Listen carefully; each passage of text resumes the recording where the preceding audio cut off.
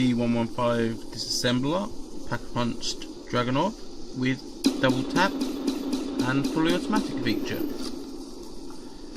I wouldn't really suggest the fully automatic feature because it just makes the thing go haywire, but I'm doing it to prove a point here, and double tap does well, I guess. I'm guessing you would only use this if you're going to aim down range, because I wouldn't suggest the other way.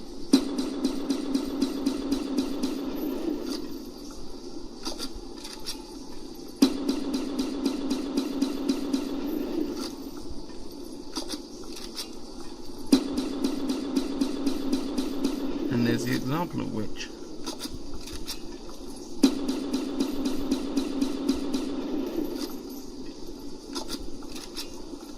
Plus there is actually a zoom feature on this.